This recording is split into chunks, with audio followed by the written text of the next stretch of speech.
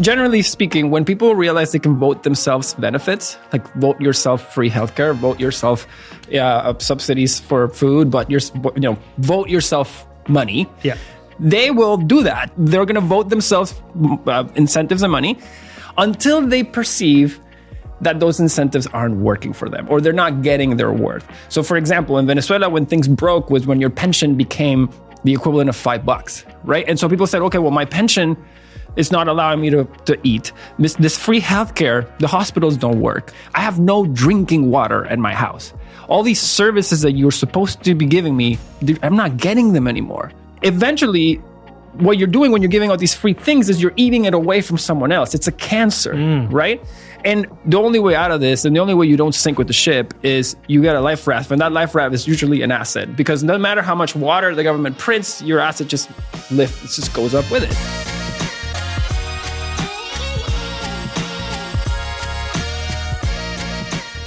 Hello, my friend. How are you? I'm great, man. Happy 100K. Happy 100K. Welcome to London. It's beautiful here. Is it your first time? No, my second time. But the first time I was here, I think your impression of anything, even a place, is in some way tainted by what point in life you are in. So the last time I was here, it was before I found Bitcoin. It was before I even got married. So I was in a different place. I was still trying to sort out what I wanted to do.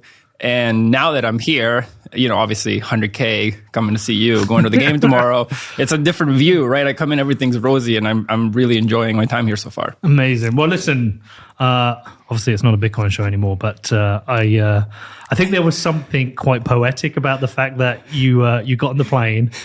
And I think, what did I text you? I said something like, I think we might breach 100K while you're in the air. Yep. And then I wake up at like 4 a.m. for a piss. So I look at my phone. I've got that block thingy. It was like 103K. I was like, what? And so, there's probably nobody I'd rather actually make the show with, because I think your background, which we've discussed before, we can discuss again, but your background in Venezuela makes this very poetic. I'm very happy to be here, and I love what you're doing with the show. We've had chats before as to the need to have a space where you can really try to affect change. Yeah. And I think what you guys have here is so much. It's worth fighting for. Like it's worth giving it everything you got to keep this place the way it is. I mean, we're not Venezuela, no, but you've lived through essentially a collapse of your country, your homeland, and whilst it's not the same, it's certainly not the same. It'd be an insult to say it's anything like what happened in Venezuela. I am so concerned about what is happening here in the UK. Did 7 years of that show. The time was right, and I know not everyone loves it. Our boy Danny's relaunched what Bitcoin did, and and that some people don't understand it. They're like, "Why have you done this? Bitcoin's 100K." But it was the right time. I agree with you, and I say this to people all the time. Like when I do, sometimes I present about what happened to our family and how we had to leave the country, etc. And the last slide of that presentation, it actually says, don't leave. Like I left because our lives were at risk, and friends, people I knew were getting shot in protests, and it became clear that there was no outlet, there was no democracy. So one of the differences between Venezuela and, say, Argentina is that when you hold an election, as hard of a pill to swallow it is for the regime or the current government, in Argentina, they stood by the voice of their people, and they basically effected change, and now we have Milei. Venezuela also had an election this year. Overwhelming majority voted for the opposition. The government said, no, sorry, what are you going to do about it? And international community went up in arms, but the government said again, so what? It's so fast, and then, as I was telling you last night, like that's basically triggered another wave of exodus and inflation and economic, slump or despair. So it's I didn't want to leave. Like the first thing you should try to do is fight back. So long as you have a good standing democracy and reasonable expectation that your voice will be heard or your vote will be respected, fight. Well, so somebody put it on Twitter to me yesterday. I was complaining about some bullshit here, and they said, "Well, isn't it time you left?" And I was like, "No, that's the wrong thing to do. I've got to stay here and try. Like, can I make a difference? What can I do that makes a difference? Bitcoin's fine. With or without me making a Bitcoin show, it's going to have very little influence on Bitcoin. Bitcoin's flying. We're in a new kind of a new era of Bitcoin, which we'll get into. But the UK is fucked. And what we don't have here that the US has is a strong, fierce, independent media. Like, if you want your political content at the moment, the majority of people listen to a show called The Rest is Politics, which I used to listen to. And it was quite good at first, but then the more I got into it, I was like hearing their opinion. Basically, I don't know if you know it, but it's a guy called Rory Stewart and a guy called Alistair Campbell. Rory's all right. He's kind of like right to centre. Alistair Campbell's left to centre. And they discuss the big issues, and they discuss from like left, right-wing opinions. And the more I listened to it, I was like, hold on, you guys are so fucking out of touch with what real people are saying and experience. And then I was like, well, of course you are, because you're establishment. You're arguing from inside the bubble. What you're not doing is seeing what life is like outside of the bubble. I mean, I have utter contempt for Alistair Campbell. He was Tony Blair's spin doctor, responsible for taking us into an illegal war with Iraq. It was actually quite funny. So I'm going to go on a little rant now. He was on Question Time last night, which is a UK TV show where they get a couple of politicians, a couple of maybe influencers, and the audience asks questions. And he was challenging Nigel Farage for not taking responsibility for Brexit. And I was thinking, how fucking rich is that? You took us into an illegal war. Yeah, hundreds of thousands of people died. There was a dodgy dossier. We were lied to. And you're there. I mean, how the BBC given legitimacy is beyond me. But anyway, the point being is like, I know I've watched the fierce independent media in the US thrive and crush the mainstream, and I want the same here. So I was like, I'm going to have a go. As I said to you last night, somebody was like, "Oh, you're just trying to be like Rogan." It's like, yeah, well, actually, yeah, kind of am. I mean, he's my Michael Jordan, right? Look at what he did for this election in the U.S. Yeah. Like, he is a perfect example. And I think, as the U.S. does in many ways, it tends to be, people tend to meme what the U.S. does, culturally speaking. Speaking up as a Venezuelan, like, most of our culture was heavily influenced by U.S. preferences, U.S. TV, U.S. media. I actually learned a lot of my English, because my main native language is Spanish. I learned a lot of my English by watching shows like Friends and The Nanny and random things that got syndicated and had subtitles at the bottom. And so I would basically make up the missing word from the few I knew by the subtitles. And but all this to say, like, I think Joe Rogan is going to have an impact, not just in U.S. cultural, because you're seeing a shift in U.S. culture. Like, look at what's happening now with a lot of the companies that had sort of started now unwinding DEI. It's almost not just a political shift; it's a cultural shift that's happening, right? He's busted the Overton window. You're saying things on TV that before you would have gotten canceled for. And so he's really just pushing back. And I think this is going to stop in the U.S., to your point. Like, other people are going to want the same thing. They're going to want to see that in their countries. And I think this is a perfect opportunity to try to affect change. Well, we have a demand here. The Overton window here is quite small. Yeah. Well, the allowable topics of conversation. I had a guy down Woodton the other day. They're very small. There is this group outside. There is a conversation happening outside, but we are lagging in the US. And I think what's been so interesting to watch is the amount of people who are now realizing this and going, hold on. I mean, my thesis on this is that before the internet, politicians, you wouldn't hear too much from them. You would read about something in the newspaper or the 6 o'clock news, and that was it. You didn't really have the opportunity to fact check. All the fact checking was done by the journalists. But the fact checking now is done by the citizen journalists on Twitter. Right. And there's a lot to decipher and get through, but that's changed everything. And I think that is forcing change from politicians now. I think the old school political way of just lying and getting away with it doesn't work. You get community noted, you get fact checked. And I think that's going to create, I think it could go both ways actually, but I hope it's going to create a more honest politician, because they have to be honest. So long as you allow free speech, yes. What is happening with your Twitter stuff? Because I'm hearing horror stories about people getting their houses knocked down because they tweeted something. That happened in Venezuela, by the way. Like, that still happens today. And that's the kind of stuff that I see as very autocratic. Like, that doesn't strike to me as a free speech society. Now, I don't know precisely what are these people saying and why are people showing up at their houses, but it's concerning to say the least. So, I mean... I tell you, I've got some examples. Wait for me 1 second. Over here. I mean, I'm an absolute defender of free speech, but I don't know if I'm an absolutist. I don't know if... I haven't decided on the idea, like if somebody says, go in that room and kill them, right? Is that free speech? Is it like incitement to violence is the one where I'm like, I'm not sure. But I had these notes from my thing yesterday, and I will tell you, I've got actually examples. So Wayne O'Rourke in August 2024 was sentenced to 3 years in prison for stirring up racial hatred.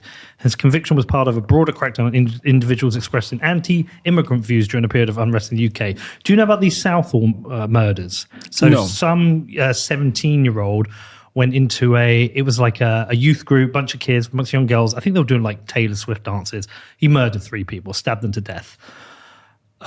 There was some kind of rumoring on Twitter, people saying, was this a terrorist incident? Was this a Muslim? Was this a terrorist incident? And we had riots across the country. People were just smashing things up.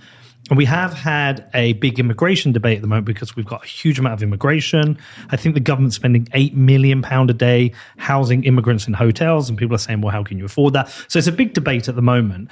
One of the things that Keir Starmer did is came out and to try and crush the riots, he started to arrest people for saying things, so certain sentiment. Lucy Connolly, a childminder, and she's a wife of a Conservative councillor.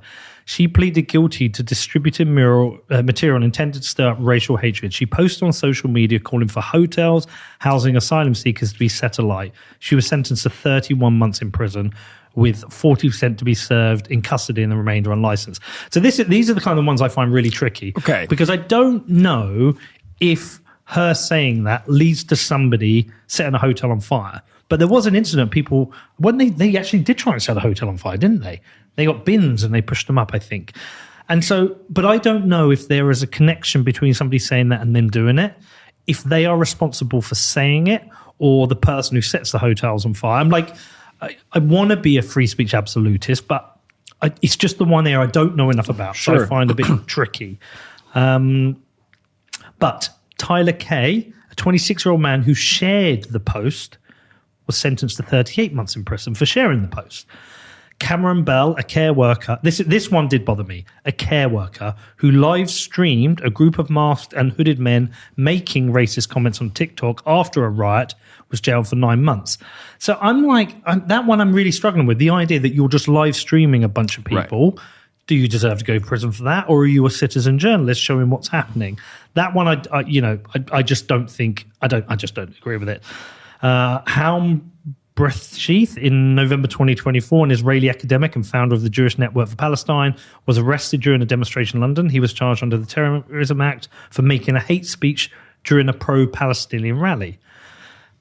I don't know what he said. Robert Taylor was sentenced to 4 years in prison for stirring up racial hatred and other offences under the Terrorism Act. He verbally abused Jewish individuals at public events and disseminated anti-Semitic propaganda online. Julie Sweeney, 53, was sentenced to 15 months in prison after admitting to hate-related communications. She posted on Facebook suggesting that mosques should be blown up, an act that was deemed to incite racial hatred. Wayne Bell, described as a poster boy for the banned group National Action, pleaded guilty to 2 counts of stirring up racial hatred and 3 counts of possessing items to destroy or damage property. He engaged in neo-Nazi graffiti and made hundreds of racist and anti-Semitic posts on social media. So look, I think all these things they've done, apart from the girl live streaming, as much as if it is not knowing the facts, if it's just live streaming, she shouldn't be in jail. The others, I mean, they're saying horrible and despicable items. If you've got to the point where you're telling people to burn down hotels, you're lost. But at the same time, I don't know if you should go to prison for it. And what there is this wider chilling effect that people start to think, well, I wanted to talk about things. And if you want to talk about things, you're worried about being arrested, you've killed a part of democracy. So I have an interesting example on this and what this can potentially lead to in Venezuela. So as I mentioned, Venezuela is very authoritarian. You're not allowed to post things. You're not allowed to speak against the regime, etc. When the election was stolen back in July, a lot of people all over the world, a lot of my friends all over the world were posting photos and images about standing for Venezuela, protesting the unfairness that was happening, basically that the election was stolen, all this other stuff. And I saw a very interesting trend, which is all the people making the posts were my friends that live outside the country. All my friends that live inside the country, even though they were the most impacted by what was happening, they were not posting. And I called them and I said, why? Like, if anyone, we are the ones that are in a position to take a stance. We're educated, you have resources, you are the leader of that society. You should be a figurehead in that society. You should be able to make a stand. And they said, I can't. And I said, why not? He's like, my friend Maria Corina's staffers have lunch in their restaurant. And they shut down her restaurant because she allowed the staffers of the opposition party to have lunch there. My uncle basically lent one of his trucks to one of Maria Corina's rallies to basically move people around. He's in jail. He got arrested because he let her use the car, and he let her staffers and her team stay at one of their properties when they were doing the rally in jail. And fast forward to today, because this has been happening in Venezuela to a lesser degree. If you speak out, you get a knock on the door, you either get told or disappear. And people, to your point, it has this chilling effect, because once you know somebody got arrested for doing something or for helping someone, you're saying, okay, well, if my physical, and by the way, here you have like due process and fair trial. In Venezuela, you vanish and you get sent to this thing called El Helicoide, which is basically one of the most famous torturing jails in Latin America.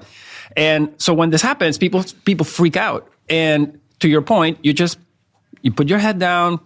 It's like nothing's happening. And then you allow the media then turns into propaganda. It's the only thing that's allowed to come on the airwaves is what's favorable for the government.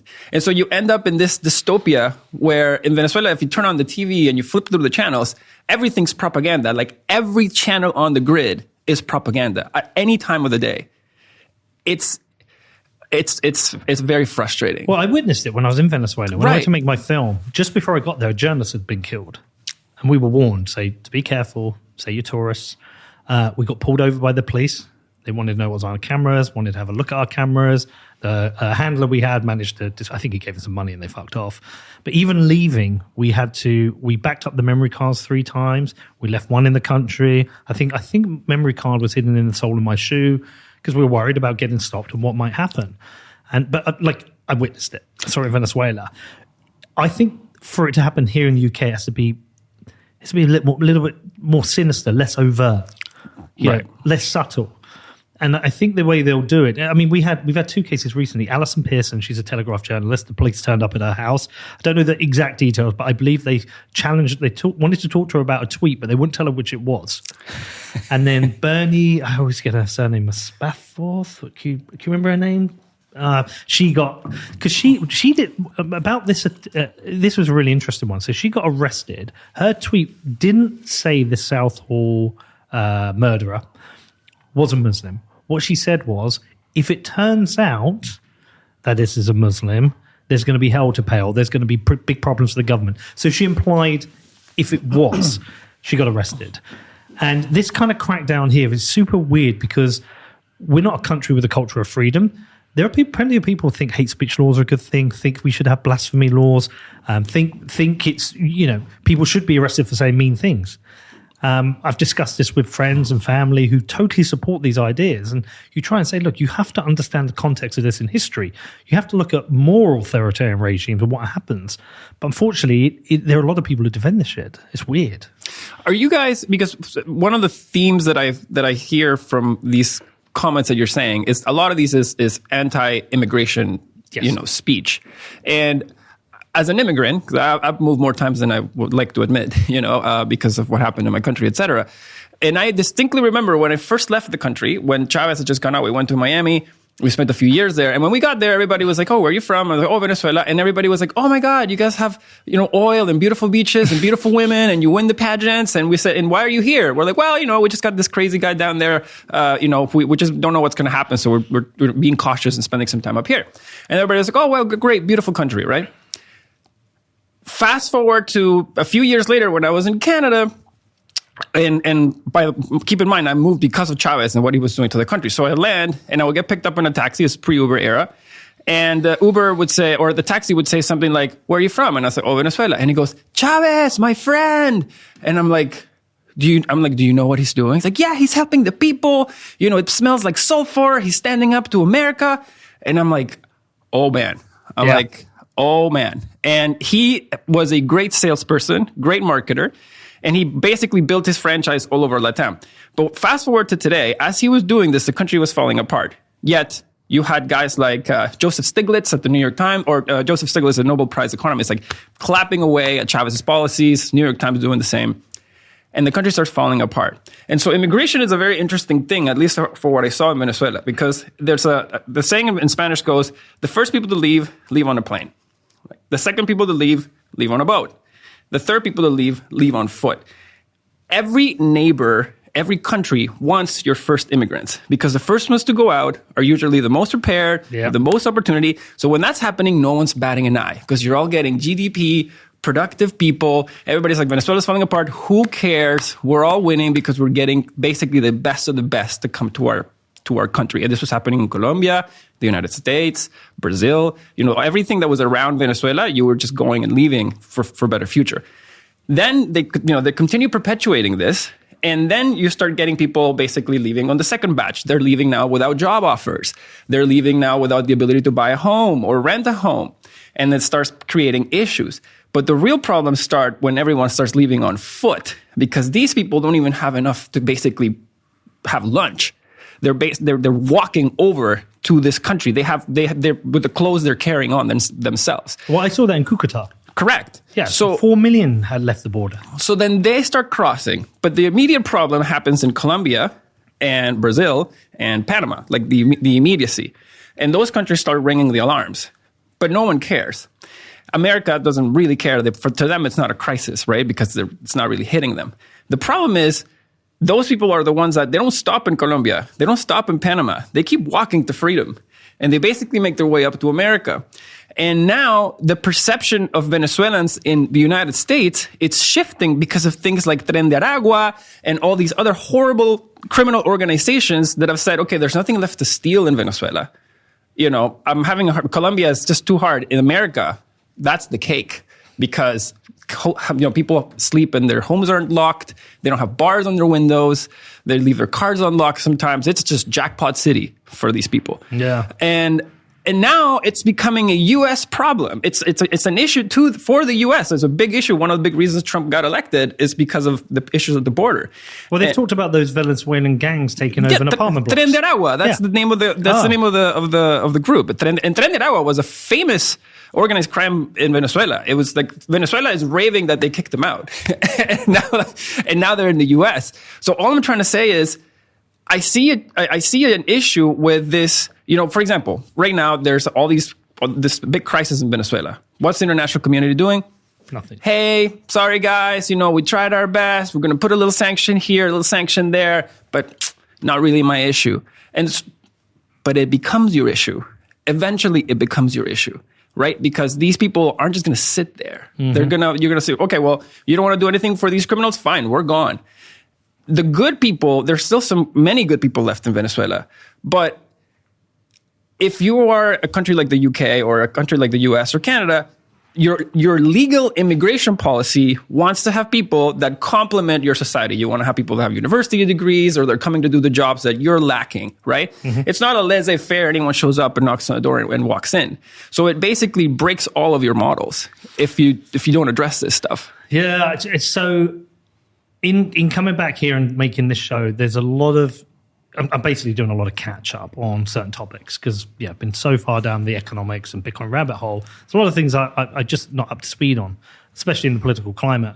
Immigration is a big issue here. And it's one I'm struggling with because I've had a lot of conservative or reform people on the podcast so far, not so many left-wing people, and I definitely want to talk to them about it. And I can be pretty hardline on certain things. I'm very hardline on economic sides of government. I've utter contempt for government these days. I basically want whoever's going to make government the smallest. That's who I'm interested in right now, rather than this like back and forth of government getting bigger, taxes going up, borrowing going up, and everyone getting poor. I've got utter contempt for that. But the people I've had on are very, very hard line on immigration, very hard line, and I struggle with it for a couple of reasons. First one, I am the son of an immigrant. My dad, Irish descent. His father moved to England when there was no work in Ireland, got a job on the trains. My dad built a life here. So I understand my family moved to build a better life. I've been in immigrant camps on the border in Turkey. I went out when Erdogan was trying to kick everyone out. And I actually talked to people. It's like, why are you here? They explained they were from Eritrea, they were from Iraq, they were from Sudan, and it was a combination of escaping war or wanting to build a good life for themselves. A lot of people talk about, well, it's always young men. I understand why it's young men, because the journeys are difficult and hard. The men go ahead, they build their life, and they bring the family over. In meeting all those people, even if I was hardline, I would say I still understand why they're doing it. If I live in Eritrea and it's fucked, and I think I can get to the UK and get a job and build a life, put me on a boat. So that's my background of why I'm not completely hardline. But at the flip side, you have to look and say, well, what is the impact on the country? Correct. What is the impact here on the UK? If we are what is our legal duty? I think there's like a legal duty and an ethical duty. The legal duty is whatever we're bound by in the European Convention on Human Rights. But what is our moral duty? I think civilized Western liberal democracies have a moral duty to accept in people who are coming from challenging situations, challenging locations. But then what's the right number? I mean, the numbers are, can you get that chart up, that Matt Goodwin one? The numbers have become insane, and trying to integrate these people into the country is difficult. Trying to provide enough jobs. When does it become net negative? And this is a really hard conversation to have with people on the left, because people on the left naturally come from a place of compassion. They think they're doing the right thing. They have compassion for the people trying to come in. They want to help and support them, and it's admirable. But that compassion may lead to a net negative for the country, something you can't afford. Look these are the numbers. This is Matt Goodwin I interviewed yesterday. So up until around the early kind of 80s, we had net emigration. Then it started to kind of trickle up through the Blair years. You can see it going up, and then basically since COVID, it's been it's insane. We've got net migration of over 1 million people a year. I mean, the infrastructure cannot handle this. Right. And that is an issue that needs addressing. But what I don't allow, or I won't allow people to do, is say the problem in our country is caused by this. Right. This can be a problem. Let's discuss it as a problem. But even without this, our government will be broke. Taxes would be going up. Infrastructure would be failing. And so I want to discuss it, but I don't want it to be the boogeyman, because the Germans did that after World War I. They created a boogeyman, and I don't want that to be the boogeyman. Right. No, and I think that's a fair call out, right? Like, you don't want to pin it on any one person. One question I have is, because similar thing happened in Canada. Canada basically had this massive influx of immigrants, this having a huge toll on the country. People are incredibly frustrated and people are leaving. I moved out of the country this year. A bunch of people I know have done the same. So it's a real issue for Canada. But I think, a lot of these things. Now, my curiosity here is, was this legal immigration, as in planned immigration, or is that mostly illegal immigration? Because there's I think it's a mix. Kurt, can you look up the numbers? If you got ChatGPT, if you just say, look, the last 4 years in the UK, can you give me the total net immigration numbers, and then split by legal versus illegal? I think it's predominantly legal. So if that's the case, then the responsible person here is the government for poor planning. Because what they did is, once they shut down the country, they needed to bump up GDP. So what they do? They let a bunch of extra people in. And now the numbers look great, but GDP per capita sucks. That's what's happening in Canada. It's the same thing. The humble bee, a keystone species crucial to the survival of Earth's inhabitants. Here's how things would look if bees vanished. And here's how they'd look if humans vanished. But imagine if instead we became a keystone species by doing things the right way, by taking responsibility for our actions and becoming the solution. Iron mines the world's most responsible currency the right way. Because the future depends on it.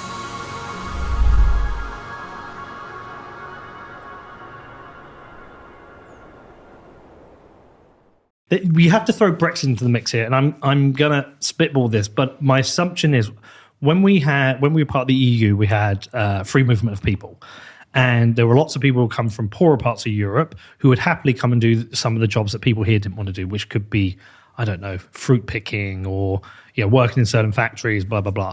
And I don't know if when Brexit happened, if we lost those people, and therefore they needed more legal migration to do those jobs. I don't know those. I mean, that may be the case. I'm not, you're closer to this than I am, but it's not an issue that just happened in the UK. All right, here you go. In 2022, net migration in the UK was estimated at 500,000 people. Can you just scroll? This figure includes, hold on. It's sort of like being a little bit cagey about it. Yeah, it's ChatGPT. Yeah. Right, hold on. One of the key sources of illegal immigration is the Channel crossings, over 45,000 people in 2022. So I think it's predominantly legal, but there is a massive amount of illegal migration as well. Well, now, who's setting the criteria on the legal migration here? Because it's clearly not being complementary to the system, right? Like that's the big issue. And it's not a UK issue. Like I said, Canada had the same problem. The US had the similar issues. I think they have more of an illegal immigration issue because of their borders. But Canada did the same accounting game. And I think the UK probably tried to do something similar, which is we need to bump up GDP. We've already printed all we could print. We need to bring more people and just open it up. And we'll deal with the problems later. And that's very government-like thinking, right? And so I don't, listen, like I said, I'm an immigrant. I'm a big proponent of legal immigration. As a legal immigrant, it took me 8 years to get a Canadian passport, okay? Because issues, right? But I always went the legal way. There are many people, and unfortunately, some of those are Venezuelan, that have, in many cases, governments set up these refugee programs to help people seeking asylum, right? The problem with any loophole is that it gets exploded, right? You open a little crevice like this and people bust through it, they put a bus through it, right? In Venezuela, you had people, faking these membership cards for political parties and faking, stories of them being prosecuted or faking, situations to go into the US and get an accelerated green card. And I saw some of these people get this thing done and they were kind of celebrating. I'm like 7 years deep into my Canadian application and I'm like, and technically both of those immigrants are legal, right? But one came through a fast track. No one asked them what they were doing. With me, they asked me, where am I going to school? What job do you want? Are you sure another Canadian can't take that job? It was a freaking battle. Meanwhile, there's these other little loopholes that get basically exploited. And, yes, I'm for people getting a better future. Yes, I'm for all those things. But it creates unfairness around who gets in and why. Well, I think this is why we have this kind of wave of right-wing populist growth across Western liberal democracies. I mean, certainly across Europe. France has got huge issues at the moment. I'm not saying right-wing populism is an issue. I'm saying France has issues, and the response has been Le Pen, and that's who people are looking towards. There's a lot of people who criticise reform here in the UK, but people are looking for an answer to a multitude of issues, and I'm only expecting to see more of this. And what I really think what people want is they're starting to become more hardline. Like conservatism is becoming mainstream again. It's becoming a little bit punk rock in certain areas. Right. This kind of like hardline, enough of this bullshit. But going back to Canada though, what is there like a single reason you left, or was it a multitude of reasons? Well, there was a multitude of reasons, really. I love the country. I think it's a beautiful place. It has beautiful people in it. I work in the Bitcoin industry, so just like Operation Choke Point was, made life difficult for Bitcoin companies in the U.S., Operation Choke Point didn't stop in the U.S. And for those who aren't familiar, Operation Choke Point is a covert instruction to basically debank a sector of the economy or an industry. And that's what happened to Bitcoin companies. If you rolled up to Canada, any Canadian bank, and by the way, Canada has a big problem in that it has 4 banks. So it's very easy to police what the banks do and what they don't, because those 4 banks are basically, the running joke is that you don't know in Ottawa where the federal offices stop and the banks begin. It's like a blurry line. Bro, Ottawa's a weird place. Mate, I love Canada. I've been to Vancouver, incredible time. I've been to Calgary, had an amazing time. I drove from them. I drove through Salmon Arm. I went to Kelowna. I went to Banff. I've been to Jasper. I've been to London. I've been to Toronto. All these different journeys. When I got to Ottawa, I was like, this place is fucking weird. Weird. The people are weird. It was so... I remember I was in a bar with some guy, and I said, look, I'm here making a film about the truckers. He lost his fucking shit. Yeah. He said, they're ruining the country. They came here, they protested, they were beeping their horns late at night. We couldn't sleep. I was like, bro, they're like protesting. This is a protest against the Ottawa political elite. He was like, it's a disgrace. I hate these people. Honestly, I left Ottawa thinking this is a weird fucking place. Well, it's not it's very similar to, what was it? The stat that in DC, the basically all of DC voted for Kamala. Like all of DC, like 96% of DC voted for Kamala, because they are the Parliament Hill is just the whole town, right? Like the whole town is lobbyists in Parliament Hill, and that's Ottawa. It's the same thing. Like in Ottawa, all the people that live there and do business there largely are government agents or government akin or government affiliated. And of course, they're going to stand for whatever the machine says, right? And so going back to the question, like it was a multitude of things. Like number one, it was it was very difficult for me to build and grow the business in Canada. It's very restrictive in terms of what services that I can offer into the country versus what I can offer into the rest of the world. It's a market that is, candidly not as big as most of the world. Like, the state of Florida is bigger than Canada in dollar terms, right? So it's a small market that's very large and complex. It has a regulator, or it has regulators that want you to basically, the carrying cost of a regulated entity in Canada are not that different than a regulated entity in the United States, right? Or a regulated entity in other parts of the world, or a place like Cayman where it can service the entire globe with a much friendlier framework versus vis-a-vis Canada, right? So it was difficult for any crypto founder or Bitcoin founder to operate in Canada. Then, you have... the taxes are massive in Canada, both income, and then they had this increase in capital gains inclusion that basically kicked in earlier this year. How big? So it went from basically 25% to 33%. Jesus, we just went from 20 to 24. Okay, so Canada went from 25 to 33. And people were saying, well, why, right? And so there was just it was a combination of reasons, plus also the weather. I grew up in Venezuela. I always wanted nicer weather. And so a lot of things came together in my life that made it such that going to a place like Cayman became, almost like a no-brainer for me. And then that's the Canada side of the house. But then there's many good things that I can sit here and tell you about the Cayman Islands, which by the way, has, it depends who you ask about the island, because people have some different sort of views on the island because of things they've heard or read. But I went to that place, and it's been, the way I think of it, it's almost like, what's the John Galt book, Atlas Shrugged? Oh, yes, yeah. So it almost feels like that's where, because the people that go to Cayman have have a lot of commonalities. They all value freedom. They all value small government. They all value global businesses, and they all value safety. and education. And so there are great schools for kids. The place is one of the safest places I've ever been to. The infrastructure is world class. No income tax. And basically you have a world-class airport. You can be anywhere. I just got here. I hopped over NASA. I was here in 7 hours. Well, so, I mean, put a bunch of successful people on an island together. That's what you would build. What do you do about places like Canada, UK, and US, though, where you don't have that? Like, because this is what I think about a lot. Honestly, I do. I think about it so much.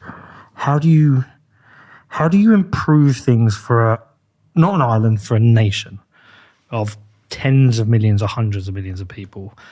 I think about it a lot, and I struggle with it because I was watching a guy. I should bring this up. If you go onto my Twitter, Kurt, watch this. There's this guy, he's an LBC radio presenter, and I think he summed up the feeling of our nation in about a minute. And it comes, I mean, look, most of it comes back to just the government is this organism that eats and eats and eats and keeps feeding and gets bigger and bigger until you have some kind of radical change. Like, and that is repeated through history time and time again. Yep. It gets bigger. The wealth gap gets bigger. Right. Scroll. Keep going. No, not that one. Keep going. This is me talking shit. This guy. Right. Get this from the start. Reset of Starmer's government more concerned about how this country can actually get better than before this speech. Labour is absolutely right that the country needs change, but the change they're offering, more of the same plodding, slow incrementalism that has seen living standards fall, has seen an economy that barely grows, we can't build anything, everyone's ill, and all the while the power of competitor states like China grows, the tech revolution is happening. And before you start me, I'm not having a go at Keir Starmer here. He's okay. He's trying, his targets are fine. Living standards will go up a bit like they have done for a couple of years. The NHS waiting times will probably come down a bit, but you've heard this all before from people like him before, with the same architecture of the state told to get to it before, and the change that is actually required doesn't happen. Tell me you're not completely disillusioned by the whole thing. Not just Starmer, Labour, Tories, but the whole way in which the state works. Tell me one area of the state that has genuinely improved in the last 20 years. So I listened to Starmer's speech and I thought, this country is about 5 years behind the United States. I really, really think we will have a Trump-style change in the UK. I think people are done with the way in which government has worked for certainly since the financial crash. And I think people are ready for something different. And something different might not necessarily mean better. It actually might not be as democratic. But I'm left so depressed by Starmer's speech here that even if I thought all his plans were the right ones, I've got almost no faith in that they're going to be delivered. It's not surprising to me that you're seeing people like Trump and Milei get elected and become popular after the powers that be printed 40% of the money supply and let 40% of the people into the place. It's what did you expect was going to happen, right? Like, I think it's more than that, though. It is that. Absolutely that. But it is everything just gets a bit... I think he's been too nice here. Everything's just getting shitter. The NHS, waiting times are up. It just doesn't work as well. It just doesn't. Public services, trains, just don't work as well. Roads have got potholes. Local government don't have any money to do anything beyond social care. Everything is just getting shitter. So I have a question for you on this, because in Venezuela, when things were bad, but not as bad as they are now, right? There was this very interesting quirk that I found, which is when I would go down and visit, everybody would say, or at least my circle would say, oh my God, Mao, this place sucks. You know, we hate it here. We need to fix this. We need to vote. We need to this. We need to that. And then, first of all, like I came to later understand that I was only interacting with a very small subset of the population, and I would deliberately try to speak to other people. But a lot of times they would tell you what they felt you wanted to hear. They would say things like, yeah, things are bad. But in the back, they're like, nah, things are bad for you. Things are okay for me because Chavez is going after you, right? So whenever you went to the polls or the elections, there were quite a few elections that Chavez won legitimately. Like, the vote counts were out. Like, he had the majority of the people, even as he was doing all these nasty things, right? Because I think the other challenging thing to me was that I came to realize that I would always speak to a particular group of people that were, building businesses or went to university.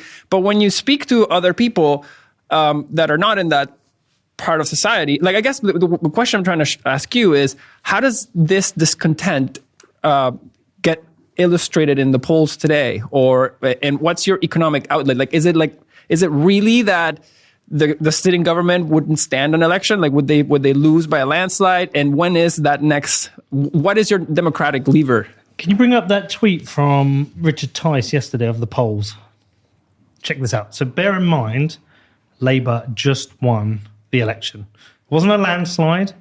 We had low voter turnout. And so I think rather than win it, they just got handed it. Right. Because we'd had such a terrible Conservative government. It's like, and a lot of people are kind of like, they just kind of swing left to right. Even though we have kind of 4-5 major parties, a lot of people are like, you swing voters, it's Labour Conservative, basically. Or they don't vote at all. I'll be under all of this. So the latest polling has... Alan tweets a lot. Yeah, he does. It had... there we go, there it is. Westminster voting intention. So Conservatives to 26 -1. Reform 24% +2. Labour 23%. So Labour are now third. And that's our sitting government. And so I think what's happened... I think that video I showed you is like the feeling of the nation. Mm-hmm. There are people who only vote Conservative. There are people who only vote Labour. There are a bunch of people who said, I just can't even bother to vote anymore. And then you got the swing people. And the swing people were like, well, I can't vote for Conservative anymore because they've been so shit. I'll vote for Labour. And then Labour have just been instantly shit. They're now like, oh, what? And so I think people are starting to realise we don't have a party problem. We have a government problem. Right. And it was like Steve Baker said to me. He said, his dad always said to him, it doesn't matter who you vote for, government always wins. But it's a really interesting point. The institution of government's broken. Yes. And the reason it's broken is because it can kind of do what the fuck it wants. Right. It can print as much money as it wants. It can tax you kind of as much as it wants. And then you have to wait 4 or 5 years for another election. I think if there was an election tomorrow, Labour would lose. I think Conservatives will win. If there's an election in 4 or 5 years, I think Labour loses, and it could be Reform. Reform have a chance. I'm mildly interested in them because they want to make government smaller. But my main thesis is that I think people are waking up to government is broken. Mm-hmm. The problem is government, not party, it's government. And so, look, times aren't bad for me. I'm okay. I've got money. I found the exit. I found the cheat code. Yeah, I've been putting my money into Bitcoin for the last 8 years. I've inverted the system for me. That's fine. But am I happy? No. Bitcoin hits 100,000. Woo, party. Next day, this isn't great. If there's massive inflation, it's fucking great for me. Do I want it? No, because I'm seeing people around me struggle. Right. I'm seeing people around me frustrated. I'm seeing businesses close. I'm seeing people who now have to take their kids out schooling. People who can't get the health cover they need. Like, we are fucking breaking, and we're breaking hard. And so I'm just like he said, we need a Trump-style change. Right. Not what Trump's delivered, because he hasn't done it yet, but the promise. Right. And I think that's what people are looking for. Milei, Bukele. Yeah. You're looking for that person that wants to really radically change the structure. Disrupt. Correct. Look, you're a tech guy. Disruption. Disrupt. Like, technology disrupts. We used to on a Friday night go down to Blockbuster and rent a DVD. And Blockbuster didn't see Netflix coming for their lunch. Gone. They're gone. Kodak. You get your film developed. They didn't see digital cameras coming for their lunch. Pretty much done. Okay. I would say a lot of media and TV. Yep. Disrupted. Done. Hollywood. Done. Dating. Done. Newspapers. Done. Like everything's got disrupted. Money. Yep. If you understand money and you understand Bitcoin, you keep your money in Bitcoin. Done. Okay, what's left? Politics. Politics has not yet been disrupted. Right. It's being disrupted, but it's not yet been disrupted. And I think that's what's happening now because people want something better and are finding something better. Who do you think could be? Do you have a running or a person that is looking or shaping up to be your equivalent of a Trump, your equivalent of a Milei? We do. So it won't happen from within the Labour Party at all. And the reason why it won't happen with the Labour Party is I think the socialist idea does not work. Right. And then some people go, well, go and check out Sweden. All right, fine. I'm just saying, in UK, socialism will not work. Labour will not improve this country by raising taxes and raising borrowing. It cannot happen from within socialism. I think the only way we can improve this is a radical decrease in the size of government, because the government then can balance the books. And what happens if you can balance the books? You can maybe tax less. Okay, so we've got more money to spend, more money to invest. If you're taxing less, more outside money wants to invest. If you're not borrowing as much, you're not increasing the money supply, you're reducing inflation, so people have more money at the end of the month, or they can save. I think this is like economics 101, right? Right. Smaller government means a richer nation. It means a richer citizen. Okay, so your options are Conservatives or Reform. Conservatives elected Kemi. She's fine. I think she's a bit of the same. If they win power, it will nudge the other way. Might reduce a small amount of taxes. It's going to be the same bullshit. The only person who's promising radical change is Nigel Farage and Reform.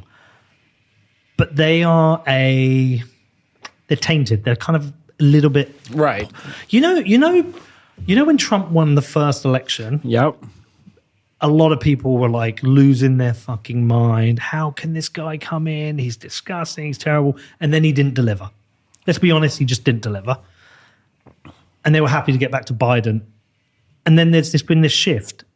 And I think the shift has happened in the US within the business community have gone, hold on, I need to run a fucking business here. I can't do this under the Biden administration. And so you've seen the likes of Elon Musk. You've seen the likes of Mark Andreessen. You've seen these people go, I have to vote for Trump because the Biden administration is suffocating us. Right. They're debanking us. They're taxing us. They're destroying this country. The only person promising that is Farage. But the opinions of Farage are similar to kind of Trump 1.0, not this new 2. Yeah. Right. So it's becoming, like if you go out on the street and you say to people, what do you think of Farage? A lot will be like, he's terrible, he's a liar, he's a grifter, he caused Brexit. And then the odd person will go, he's the only hope. But the sentiment around him is growing, and the sentiment around Reform is growing because people have had enough and they want something different and they're promising something different. Can they deliver? Fuck knows. A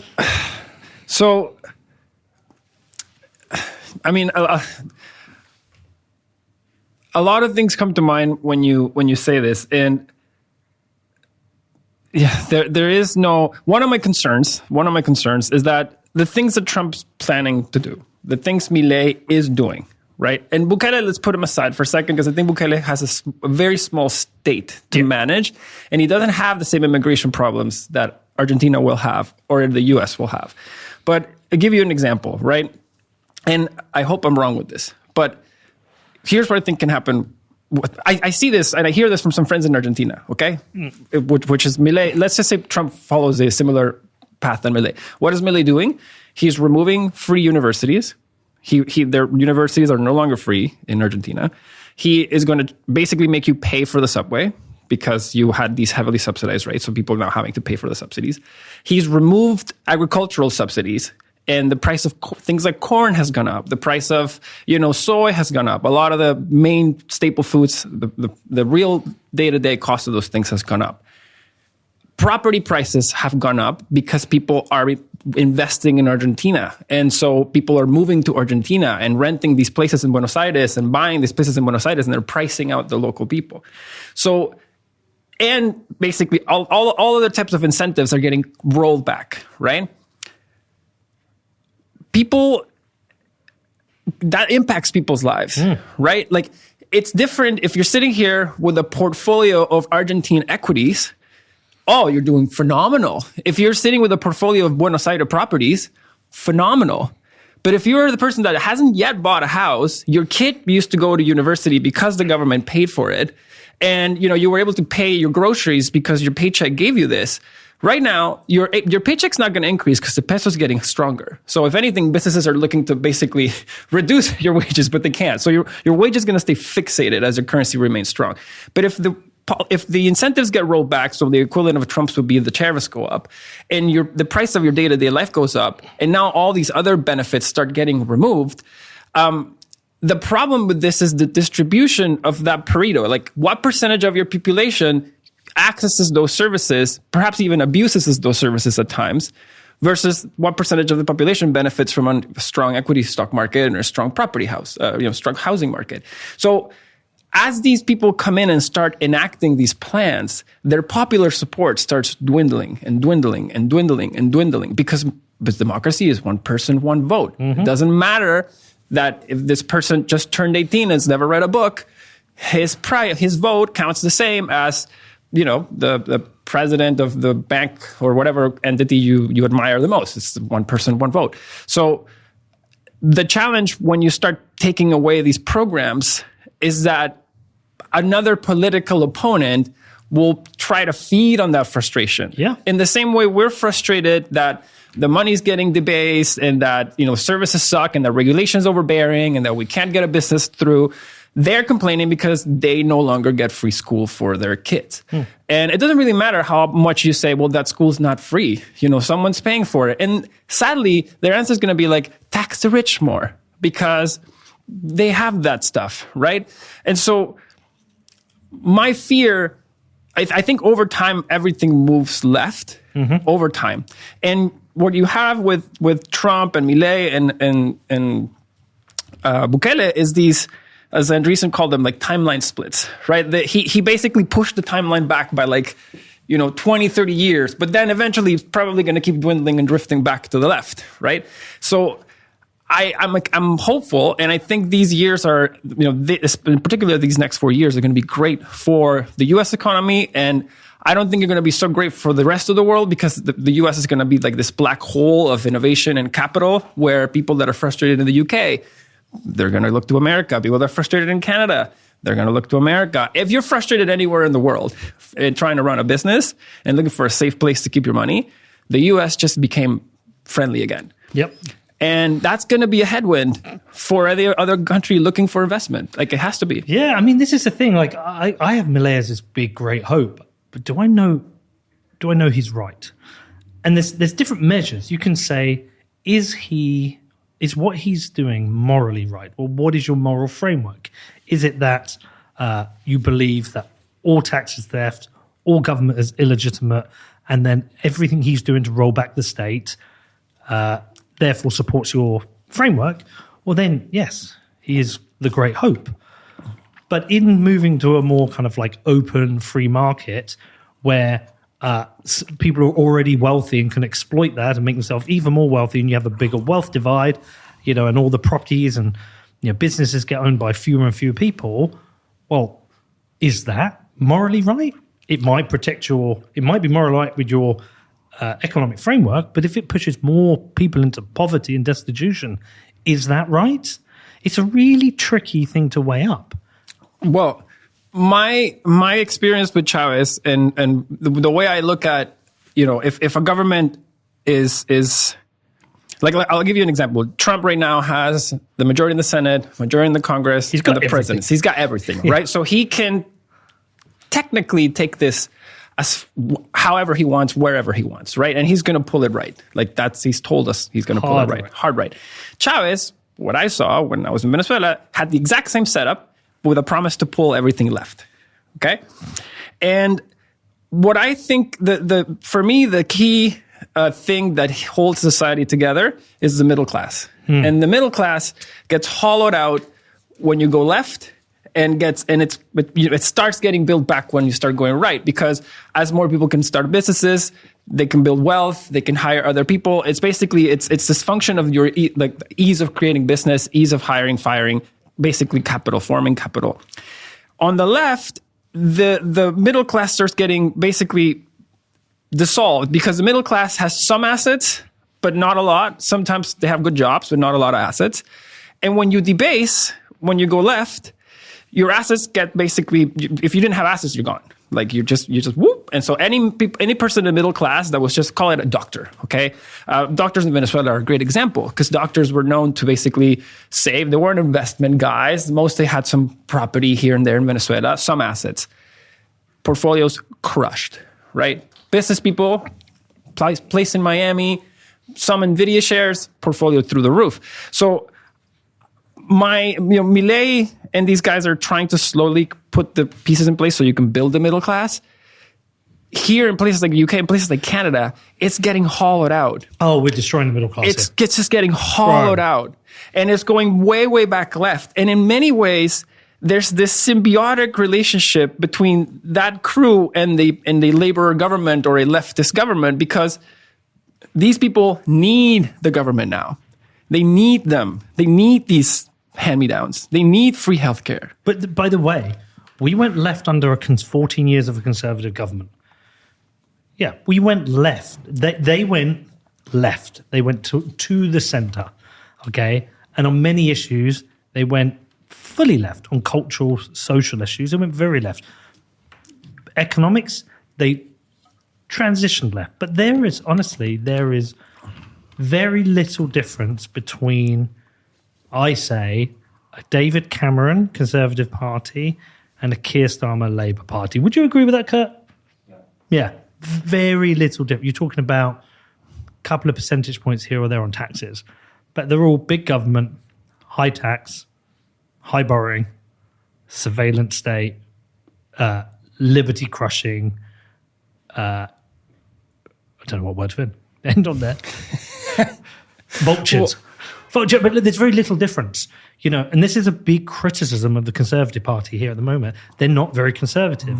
The accusation is that they've essentially been polluted by Lib Dem, so Liberal Democrats are the Champagne Socialists. Yeah. And their party has kind of been infected with a lot of Liberal Democrats. So they've struggled to go back to being a conservative party with strong traditional conservative values, like Thatcherite values. And so that's a real struggle here, in that both parties essentially, I'd say, leftists.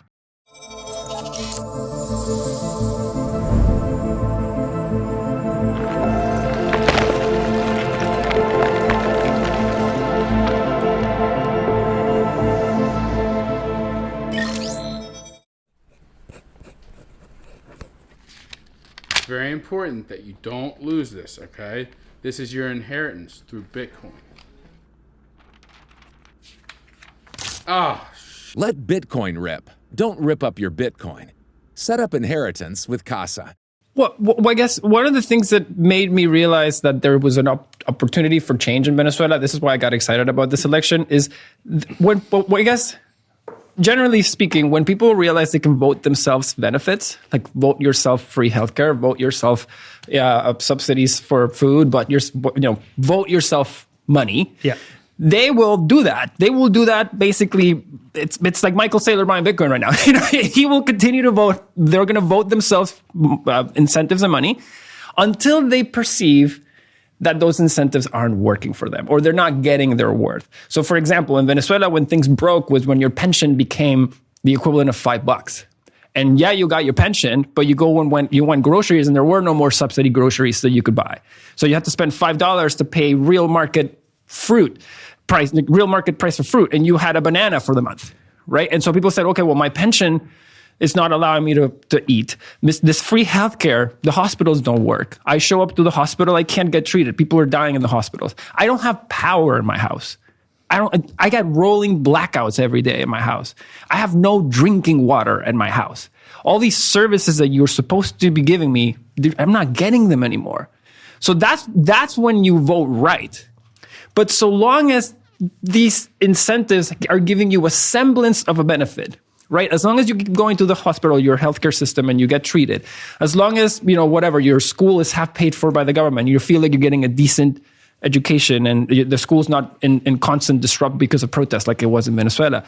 As long as those services kind of work, the incentive for you to vote right is, in Argentina, for example, it got to the same point as in Venezuela. Inflation was so bad that your pension would get you nothing, right? Like there was all these services and promises stopped working.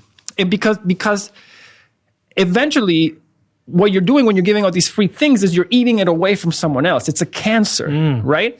And the people that you're eating from, in Venezuela, it was oil money, right? But all of the privates left. There was no tax income in Venezuela. It was all oil money. But they decimated oil production, like we discussed last time we were here.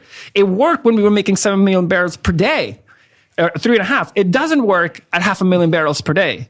And of course, everyone else that you could tax is gone. So what's happening? You print the money to get the stuff. By printing it, by the time it reaches the people, it's not enough to pay, because you also have to pay your cronies and your cantillionaires around you. So my concern is that so long as there's a semblance of things functioning, and that's what I admire about the U.S. In many ways, the U.S. wasn't necessarily at the point Argentina was or Venezuela was, yet they sort of had this massive reaction and went right with Trump. But here, my concern, and maybe I'll just ask you, is like, do people on the street feel like the government's still working for them? Absolutely fucking not. And I think we have less tolerance than maybe Venezuela or Argentina. And I don't know why. I can't give you the reason why. But I think it's because we have a history of a strong Conservative Party as well as a strong Labour Party. And they were very distinct. If you go back to when I was a kid, and I don't understand the politics too much then, my dad tells me about it, but we had a very strong Conservative Party, which had very strong Conservative values. Thatcher would say, the government has no money, it only has your money. And they would say, we have a privilege and a duty to respect that. And then you had a strong Labour Party that was very much focused on the working class, the miners, the dock workers, with strong trade union support. Again, I don't fully understand it, but I can just give you my perception is that we don't have either of those now. And a vote for Labour is a vote for the left, as you talk about.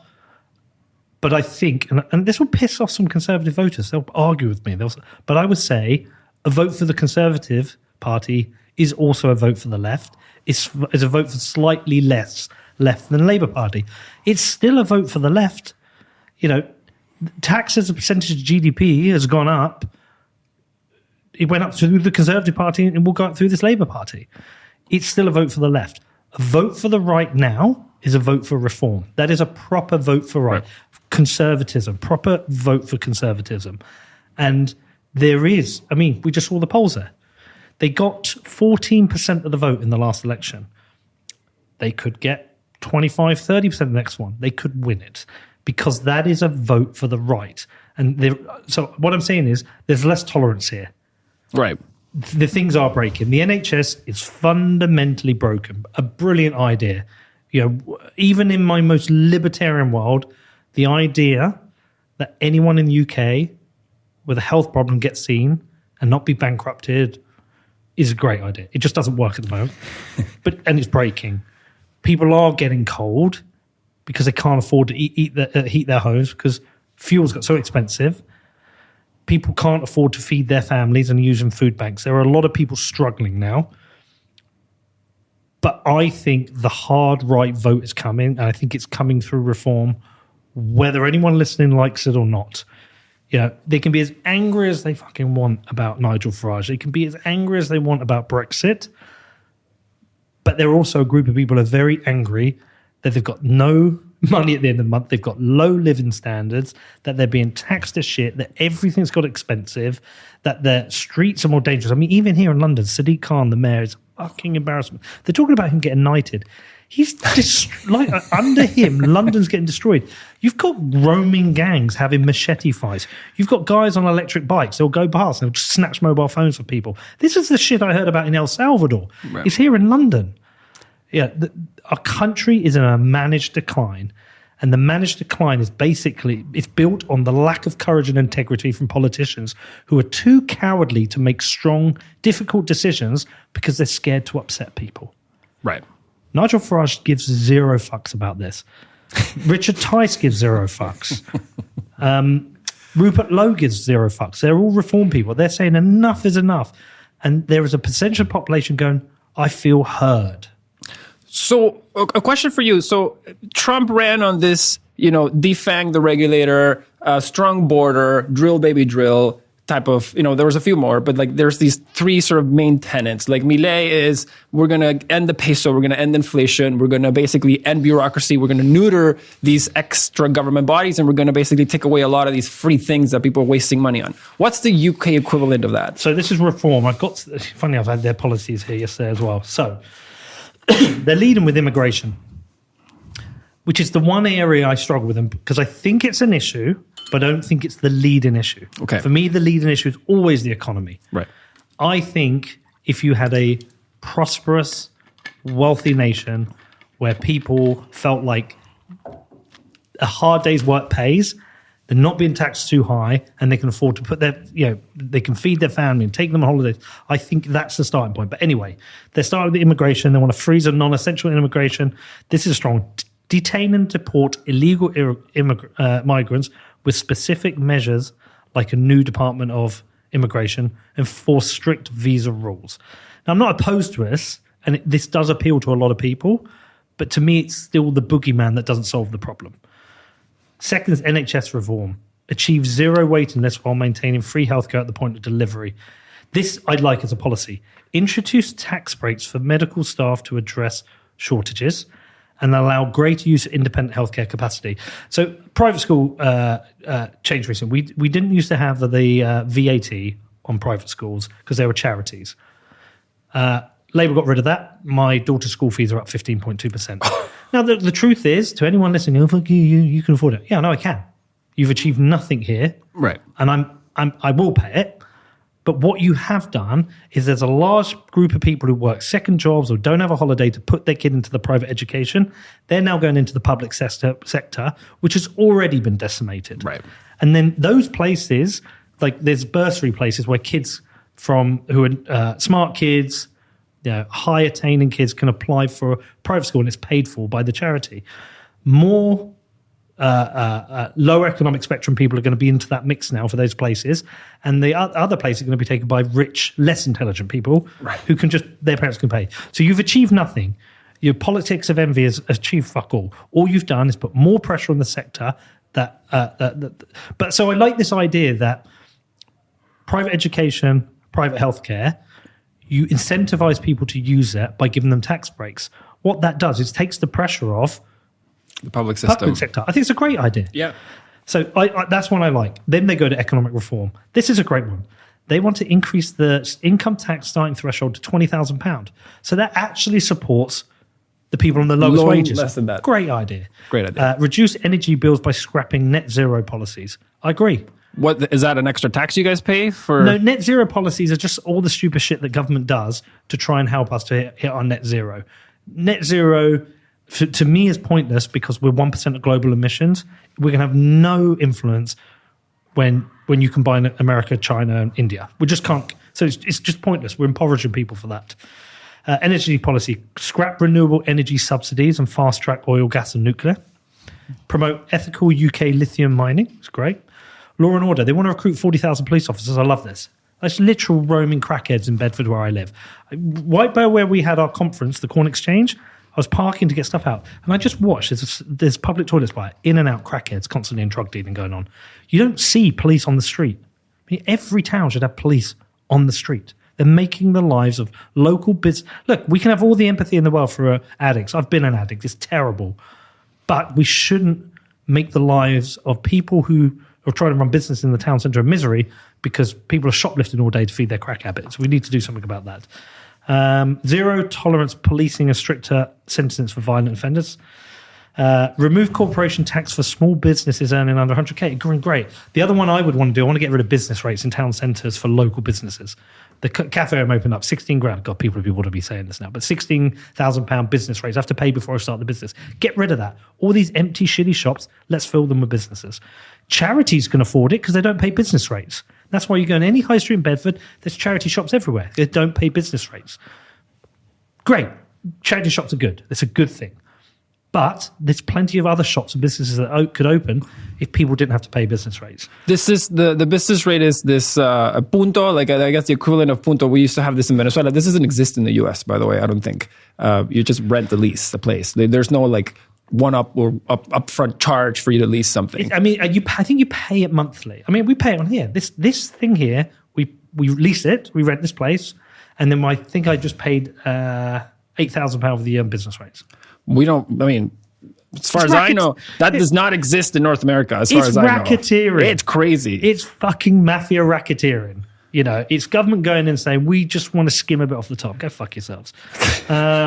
Constitutional and institutional reform. Abolish the House of Lords in its current form. I don't know enough about it to have a view on that. Introduce proportional representation voting. So that's an interesting one, because reform got 12% of the vote and 5 seats. We have this first past the post.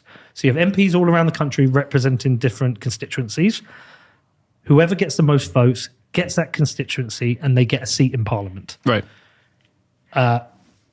Reform got a broad support across the country, 14% of the vote, but they only actually got first past the post in 5 seats. Gotcha. Whereas Liberal Democrats had 12% of the vote, but won 72 seats. Right. So 14% of the population is being represented by 5 seats.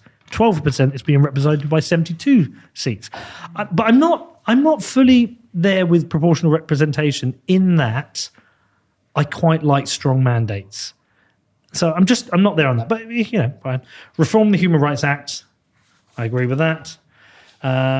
Introduce patriotic curriculum in education. Ban transgender ideology in schools. Provide tax relief for private education. Housing, fast-track development of brownfield site. I mean, we're getting down to the like easier stuff. Right. But fundamentally, it's the economic stuff.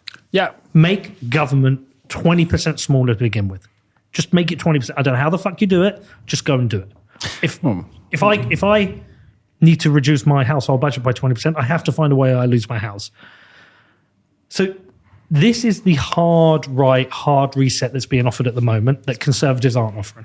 It sounds pretty similar to what Trump proposed. You know, sans NHS, because he doesn't really have that problem.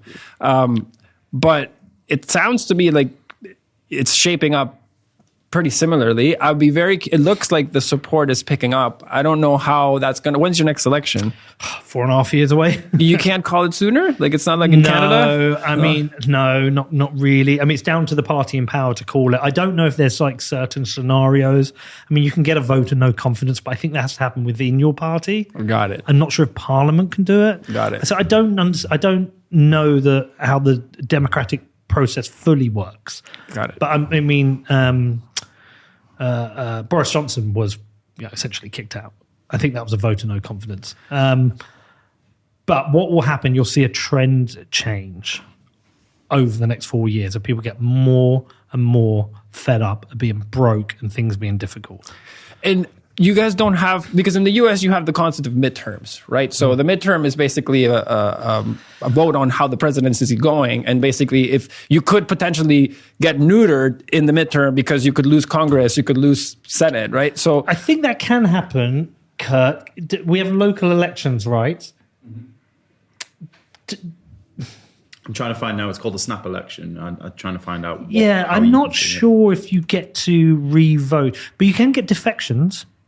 You know, if you're a Conservative MP for mid-beds and you go, actually, but I think it's late. But anyway, you said, fuck this, I hate the Conservatives. You can defect and just go and become... Right. Yeah. Change parties. Change party. Yeah. And that can happen. So you could see defections. But I think, look, realistically, we're going to have 4.5 more years of this Labour bullshit. What's going to happen is they're going to deliver on some things and they're going to fail on other things. That's just what's going to happen. They probably will, like that guy said, reduce NHS waiting lists. What the cost to do that, I have no idea. Taxes will go up. Borrowing will go up. We are broke. We're at 125% debt to GDP. So, yeah. So I think we'll have an election in 4.5 years. If Conservatives and Reform split the vote, and Labour somehow potentially could retain and get a second term, I don't think that's going to happen. I think it's a fight between Conservatives and Reform for the next election. If Conservatives don't go conservative enough, I think Reform have a big opportunity. Okay, the public and opposition parties can only try and put pressure on the Prime Minister if they believe an election should be held sooner. If a majority of MPs want an earlier election, they could hold a vote of no confidence in the government. If the government lost that, it would have to either resign in favour of opposition or call an election. Right. But the problem is, if you've got the government's got a sizable majority, their MPs are going to be whipped into, not correct, supporting. And do you have a coalition at the majority, or is it just like a straight coalition? Coalitions are quite rare in the UK. Interesting. Yeah, quite rare. Canada is all the time. Yeah, and across Europe they have a lot of coalitions because they have proportional representation. It's very rare here. We did have, like I say, a Lib Dems Conservative coalition. 2-3 terms ago. It was an abject failure for both. It's terrible for both parties. I like a strong mandate for the government to deliver on what their promises. I guess, as I hear you say this, and it sounds like you're going to be getting debased for the next 4 years. Yes. It sounds like asset prices are going to keep going up and inflation is just going to keep ripping. And I will do very well out of it, and I hate it. Well, but that's what happens when you hold assets. And this brings me to Bitcoin, which is how prevalent. I mean, you've been doing this. You're the biggest show, or you were the biggest show in Bitcoin for however long time. And now it's going to be Danny's. Yeah. But now you're doing this. But my question to you is, how prevalent is, like, do people know about Bitcoin? Because I guess the way I look at it is, the only way out of this and the only way you don't sink with the ship is you get a life raft. And that life raft is usually an asset, because no matter how much water the government prints, your asset just goes up with it, right? Yeah. So that's why owning assets, you do phenomenal. And that's one of my biggest things I keep saying about the fiat system. I don't think the fiat system is going to go away. No. Why? Because it helps everyone involved. If you are the person that wants your vote yourself incentives, and you want the government to have this free money machine to give you the incentive, you'll get your incentive. You're not it. The concept of inflation is not even checking in on your head. You just want the free stuff, so you're happy. Then on the other side, you have the people who do get money, and they're saying, well, this guy's voting for free stuff. He's going to give it to him because he wants to get elected. He's going to print there. So I'm just going to buy this asset and get my assets repriced. And, as long as I can move myself and position myself accordingly, my assets are ballooning. I'm doing great. I feel sorry for you guys trying to vote this stuff and not getting it, but I'm fine. And so you have the asset holders. Yeah, no worries. Print away, man. I'm good. I bought my assets. You can shoot it. And then you got the people here saying, shoot it. Bring it over. Bro, I bring up Bitcoin in most interviews at least once, in these new ones, to just try and talk about it. It's not like the US. Look, I mean, Trump is all in on Bitcoin, apparently. Came to our conference. Asterisk. Put out a great tweet the other day about Bitcoin at 100K. You're welcome. You're welcome. He kills me. That was hilarious. It's fucking hilarious. Thank you. Thank you, Mr. Trump. But he's aware. He considers Bitcoin the new oil. I know that factually. Right. I know someone who he orange pilled by telling them Bitcoin is the new oil. He's talking about a treasury reserve. Yes. You've got Cynthia Lummis. Yeah. Couldn't be more pro Bitcoin. You've got Trump Jr., I think, is at the MENA event at the moment. Oh, yeah. Like, it's happening. Like, Bitcoin is part of the conversation. RFK understands it. Vivek certainly understands it. Tulsi, they've all done Bitcoin podcasts. Vance. Okay. Yeah, so who have we got here? I couldn't tell you. I mean, Tom Tugendhat has talked about it. Steve Baker, been on my podcast, ex-Conservative MP. He's now working for Axiom with Alan Farrington. Nice. He gets it, but he's not in government anymore. Nigel Farage, I've interviewed a couple of times. He gets it, but I don't think it's a central component to their policies.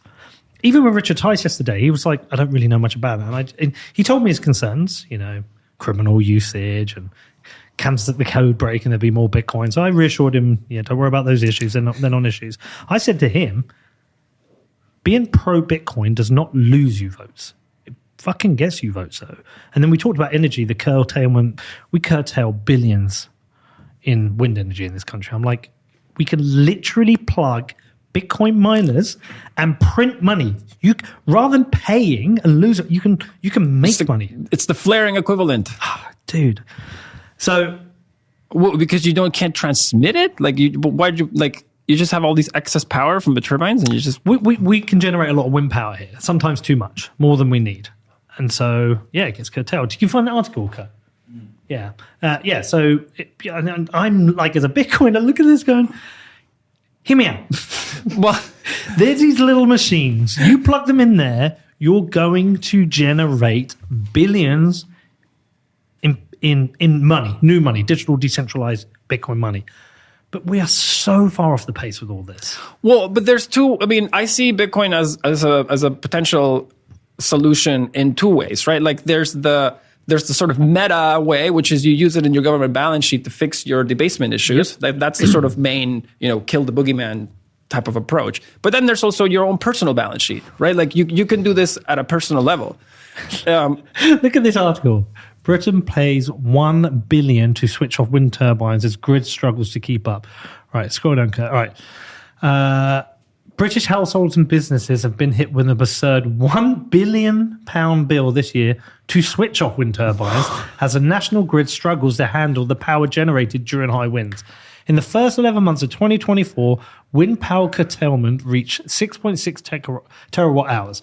Blah, blah, blah, blah, blah, blah. The cost of these payments has surpassed curtailment involves paying wind farms to shut down temporarily to prevent the grid from being overwhelmed. The cost of these repayments has surpassed $945 million spent in 2022 and $779 recorded last year.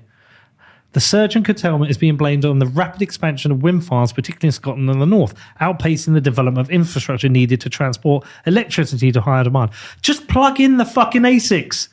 Absolute bellends. It sounds to me just from reading this that someone's making bank building these things, even though you don't need any more. Well, no. So we do, because we're importing a lot of energy from France. We import just at the different. There's just peaks, and it's grid balancing. I guess it's the lines, isn't it? It's the transmission lines, and the infrastructure isn't there. But that's the same with every single renewable energy project. Is that you start generating the energy before you can get it to the places it needs to go. Plug in the fucking ASICs. Yep. Plug in the ASICs. It is free fucking money. Plug them in. The network uses 127 terawatt hours, so we curtail about 5% of the whole network's power. You don't have a mic there. Kurt's basically saying we curtail about 5%. Yeah. Okay. I mean, look, so my head says how... And by the way, Freddie New has done the work. He's written to government. He's told them this. He's banged on doors. This is how fucking stupid these people are. We're saying you don't have to waste £1 billion here. You don't have to do it. And they're not listening. This is why these people are stupid. This is like one of the realizations I came to. I think a lot of people, you come to this as an adult. Like when you're a kid, it's like, oh, Prime Minister. Right. Oh, Parliament, they're so smart and intelligent and they run the country and wow, look at them on the TV. And then you become an adult and you realize these are just people. Mm-hmm. And actually, they're not the best people. Mm-mm. They're not the best people, not the smartest people. They're not the most ethical people. They're actually some of the most unethical people, some of the most stupid people I couldn't even fucking employ. Well, and this brings up a very good point. So when we saw Venezuela and politics started falling off a cliff, right? And this is something that happens especially in particular circles of pockets of society where you have great education, you have opportunities galore, and basically you would all sit there, and all these business leaders will sit there and say, "Oh man, our politicians suck." And none of them say, we should fix it. None of them. The way to fix it is put up your hand. Do what Elon's doing. Saying, I'm going to stop for a second here because this thing is more important than my business. Do what Vivek is doing. They're saying, Vivek could go out making millions right now. So could Trump. Or sorry, not Trump. Well, Trump. Well, Trump yes, could. and so All could of Elon. them. So All of could them Elon. could. But they've set that aside, and they said, "Put me in the game, coach. I don't want to hear your instructions anymore. You're no longer the coach. You suck. I can do this better than you. Get the hell out of the way. Let me try." More business leaders should be doing that. I think it was you who said that no one in the current government of your government has run a business. No, not one of them. Why aren't business leaders trying to take those spots? I think it's coming. So, again, Richard Tice, I interviewed him yesterday in Reform. I'm sounding like I'm a Reform shill. I'm not. I don't care which party does it. I just want smart people who run businesses, who understand the challenges running businesses, to come in and fix government. But Richard Tice is a successful businessman, property guy, made a fuck ton of money. He's now in the quagmire politics. He wants to fix it. Rupert Lowe, he was the chairman of Southampton Football Club, successful businessman. He's now in there. He's in the mix. He's like, hands up. So it's coming. There are people out here who are sick of this shit, and it's coming. This podcast was the same. Mate, I knew 100K was coming. I could have done another 4 years of this podcast, gone on all those beautiful sats, made a fuck ton of money. I'm basically, I knew this, my part was to have a go at being part of this. It's like, okay, I'm going to lose all my sponsors, lose all my listeners, but can I do something in the UK which becomes the place people talk about this? Can this, rather than 10,000, can it get to 100,000, 500,000? Can 1 million people in the UK start listening to this podcast and go, yeah, I'm fucking pissed about this. Yes, you're talking about the things that happened to me. Yes, can that become part of it? You make a sacrifice. You go, this is the right thing to do. And I think more are doing it because people are sick, Mauricio. They're sick of it. That didn't happen in Venezuela. And that was something that that was very frustrating for me. But leftism is a LATAM issue. At Ledn, we built the best Bitcoin-backed loan platform in the world. Proven, trusted, growing. Ledn's proven track record speaks for itself. Visit ledn.io/Mr. Obnoxious to get started. Ledn, there is no second best. Ledn is not regulated in the United Kingdom. Any credit products or virtual asset services provided by Ledn are not subject to UK regulatory protections. Please consider the risks associated with virtual assets and consult a financial advisor before making any decisions. It is, but then you have these. It hasn't always been. Okay, in the 50s, Venezuela, people were debating whether to move to the US or Venezuela. Hotels in Venezuela had special wings for Venezuelan guests. A Venezuelan Bolivar was stronger than the US dollar. Of course. It was a completely different world. And again, over time, things shift left. And if you don't have the right structures and policies in place, people come rewrite constitutions and just do whatever they want. Like people think constitutions are these set in stone things and your life's never going to change. I've seen constitutions get rewritten. Yeah, of course. The laws can get redrawn like this. Bolivia did it. Everyone, and to me, El Salvador did it. I said this to you the other time we chatted. It's the biggest red flag for me ever is when anybody wants to rewrite the constitution. But it's not this, leftism isn't, it isn't just like a foregone conclusion in LATAM, okay? Like there's a lot of people that want to make, in fact, I would argue that a great deal of the advancement and basically Miami is a good example. It was built by Latin America. Mm-hmm. The whole state of Florida is powered by Latin America. A great part of Texas is powered by Latin America. I would argue parts of New York, a big chunk of the US growth has come at the expense of all of Latin America, because like as I was explaining, we'll build a life. The second we see a sign of instability, we're like, get out, go to America, continue the business there, and keep this as a hobby, right? A lot of people, it's easier for us to go there, and I think we're probably LATAM I can't really speak holistically as a whole continent, but when you see things like El Salvador, when you see things like Argentina, it gives you hope, right? Like, I don't think that we're doomed for leftism or socialism or communism for the rest of our lives. So long as you allow democracy, as long as you're allowing votes to be counted and the results to be administered. Because I was telling, like, Venezuela election, democracy is gone. They've made it very clear. Your vote has no real fucking point here. So you can choose to continue playing by those rules or you leave. And Venezuela is getting North Koreanized, over time. Like we don't have nukes. That's about it. But if you look at the country at night, it's dark. It's dark just like Korea. That was my weirdest experience coming into Venezuela. So flying into the airport, it was dark. Yeah. It's like, where the fuck are the lights? Landed, go and get my bag, go to the bathroom. There's no soap in the soap dispenser. This is your international airport. Get to our hotel, get a beer. The beer was like this. It was like people listening. That one was there before. 250 mil. Yeah, but that's what forever? No. But the reason those are that size is because it's so hot in Venezuela that the beers are made smaller. I thought that was shrinkflation. The bigger they are, they go hot really quick. I thought that was shrinkflation. And so we've always drank them. From what I can remember, they had those little ones. But then I remember leaving and coming out and to get to the airport and bought a pack of M&Ms. They were like $7. It's like, how the fuck are M&Ms $7? See, this is I think one of the most important things we can teach the electorate and kids is foundational basic economics. I think if the electorate was armed with understanding economics and the consequences of certain economic decisions, it would shift their vote. I grew up, it wasn't until I discovered Bitcoin that I really understood what inflation was. Right. I kind of thought inflation was a sign of a growing economy because we had stable inflation during my childhood. It was always like 1.5 to 2.5%. It's like, we're growing. Inflation, it's okay. It's only when you experience high inflation, you're like, oh no, this is a fucking cancer. This destroys people's lives. But where does inflation come from? You speak to people and they've got no idea. They don't realize that it is purely a monetary phenomenon. So teaching basic foundational economics, not Keynesian fucking bullshit, foundational economics that people understood, I think it will change how people vote.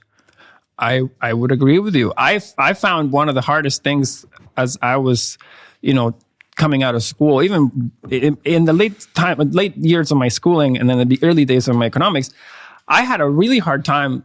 Basically, as I was growing up, I was reading books and things that said, put away a little bit of your paycheck every month. Don't take on debt. Debt is bad. And, be careful with your investments. Okay. And I would see some of my parents had doctor, or some of my friends had doctor parents. Doctors were the perfect textbook example. Put away a little bit of your paycheck every day, buy your residential house. That's about it. My dad, on the other hand, was wildly irresponsible according to the books. He was basically taking loans left, right, and center and buying assets. And he was basically becoming very wealthy where these doctors were just getting left behind and behind and behind, doing what the book said, right? And I will be sitting here going like, Dad, hold on. How are you using this debt? I'm like, Dad, my dad's policy was, if a bank ever offers you any loans, take them. Don't even ask. Just take them and buy something with it. That's his life experience in Venezuela because the banks were always lending below the real rate of inflation, which is the real rate at which people are printing, right? And my dad's view was always inflation, no matter what anyone tells you, inflation is always at least 10%. It doesn't matter where you are. It doesn't matter what anyone tells you. Act as if inflation is always 10%. If you can get a loan for anything less than that, you take it immediately. You don't even think. You take it. And meanwhile, I'm sitting here reading the book. The book says, don't borrow. Then I'm looking at my dad. My dad's borrowing everything he can and making killings. And then I'm looking at the doctors who are not borrowing and they're fucking getting destroyed. And I'm saying to myself, what's going on here? And my dad is not like an economist. He just got it from iterating and tinkering. He's like, I borrowed at 7. I bought dollars with it. Basically, the value of my debt became nothing. I sold a fraction of the dollars to repay it back. I'm going to do this again. I'm going to do it again and again and again and again. And this Keynesian stuff, what we're being taught in schools. The other thing is, how the fuck can you come out of university, or not university, but high school, and never have built a P&L? Like, a lot of people don't know how to build a balance sheet. Mm-hmm. They don't know they don't know what a cash reconciliation is. How can you have a functional member of society that doesn't understand what an income statement is? Yeah, because we don't teach the right things. But why? I mean, I'm just going in. I'm not, because we're still teaching people to go into factories. But that's what we're teaching people. We're teaching them to be model citizens, go in a box and do shit. Have we seen what's coming out of Tesla and those robots? Like, we won't need we need critical thinkers. I know. Look, philosophy, economics, finance, critical thinking. These are the things we should be arming children with. History. History. It's already shown us what happens. We don't even have to try it. Like, we've seen what happens. So anyway, even me, I went to a great school, which I like to think. I went to a great university. Even after coming out of university, I didn't have the picture of how money works that I painted in my head thanks to Bitcoin. Yeah, well, Bitcoin flips our understanding of money very quickly, just because of the basic incentives of the money itself. It just flips it. It's done it with my son. It's been fascinating to watch with him. You know, he earned his first Bitcoin when he went out to Kenya and worked for Gridless. He sold his car for Bitcoin before he went. Now he has Bitcoin. He understands, I don't want to let that Bitcoin go. And by understanding he doesn't want to let that Bitcoin go, and he does have to sometimes, you know, if he doesn't balance the books by the end of the month, he can't come to me for money. He knows that. And occasionally he has to sell Bitcoin. And what it done, it's shifted a couple of things. By not wanting to sell that Bitcoin, he manages his money better. But he also is like, I need to earn more money, Dad, because I don't want to sell this Bitcoin. Okay, how do I earn more money? Well, you have to work harder. You know, you have to deliver something productive. Okay, what's that productive? You figure that out. Just by having that. He never learned that when he was getting paid in pound coins. He never learned that for shit. Right. Basic flipping incentives have shifted his whole worldview. Yeah, but kudos to you too, because I'm sure that Bitcoin didn't just moon overnight. Like, this was like a months-long process. Give him the credit. I'll give him the credit where it's due. He knew I had a Bitcoin podcast. I didn't force it down his throat. He sometimes chose to listen to it. Genuinely, he went out to Kenya. He worked for 3 months, got paid in Bitcoin. But before he left, he just said to me, Dad, I don't think my car should sit on the drive for 3 months. Bitcoin's pretty low. Shall I sell it and buy Bitcoin? So if you want it, and he did. And while he was away, pretty much his money doubled. But to me, that says that your son, perhaps through listening to you or your podcast or whatever, understands the value proposition of Bitcoin. Oh, totally. Or at least understands it to a point where he's curious enough to sell his car to buy it. Yeah. And go. Okay? I'll give you an example. A couple of my friends from childhood back home, they've seen me build a business on Bitcoin. I have my own podcast, not nearly as good as what Bitcoin used to be, but I basically have, they heard from me. I share all this stuff. I was in Spanish-speaking media. I would send them all my articles. I write blogs about this stuff. I've been asking them to get into Bitcoin for over 6 years. None of them listened. One of them calls me the other day. Say, hey, you'll be happy to hear I'm doing well with crypto. I'm like, oh God. I'm like, what did you do? Did you get hooked to a coin? No, bought Ripple. Oh, motherfucker. Bought Ripple, and it doubled. Money? Of course it doubled. So now he thinks... And now he's like, your long-term stuff, Mao. You're wrong, Mao. Why? You know, you've been doing this for you. Look at me. I just bought it and it quadrupled. And it's not... Bitcoin existing is just not enough. You have to understand why it's a good thing. And I see it as Bitcoin is a test. Yeah. Bitcoin is basically financial Darwinism. Yeah. You get it, survive. You don't get it, have fun. Well, even with the crypto stuff, though, on a long enough time frame, people, they realize. Like, you might buy Ripple and double your money. And in that process, you're exposed to Bitcoin. But give it 4 or 5 years. Let's see where your Ripple's at in 4 or 5 years. And then just compare to where it would have been in Bitcoin. Like, the best thing I could have ever done when I first got into Bitcoin was just buy Bitcoin and sit on my hands. Just all I could. I traded, and I did a Ripple trade. I remember I bought, back in 2017, I bought £500 of Ripple. I sold it for 30,000. Great trade. I thought it was cool. But my biggest lesson was the end of the 2017 bull market. I think it was maybe January 2018 we crashed. My peak moment, I started with £32,000. My peak moment, my Bitcoin and my shitcoins were equal value of 186 Bitcoin. I don't have anywhere near that now. But can you imagine I had 186 Bitcoin right now? I have like $20 million. It'd be fucking incredible. But what happened is, what goes up comes down. And the majority of my stuff was in shitcoins. And all those shitcoins died. And by tax day, I was down to 18 Bitcoin. And then I had to sell Bitcoin to pay my tax. It was brutal. But I got it through that process. But fuck, man. Mao. I got to watch out of it. Well, at least I mean, I wish, but there's such an issue with education. Like Bitcoin, my joke is that Bitcoin is like a fighter jet of money, right? If you land a fighter jet in a favela and you try to hand someone the keys to escape and take it to the US, whatever they want to do with it, most people, no one on that favela will be able to fly that thing. No one knows how to use it. People don't understand how it works. They can't operate it. It's outside. It's a tool. It's a weapon that is just well beyond their ability to understand it or even interact with the tool to get the most out of the jet. Put a trained pilot, put an AI system on that thing, and it'll play it like a flute, right? Like it'll do whatever. It'll destroy a nation with that thing.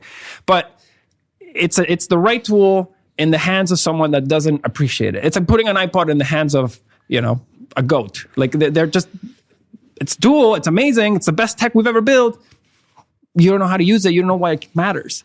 And education, there's so much gaslighting that goes on in education too. Like we get fed these things that make the government look good. Like, deficits, that's not why inflation is happening. Deficits are to get you healthcare.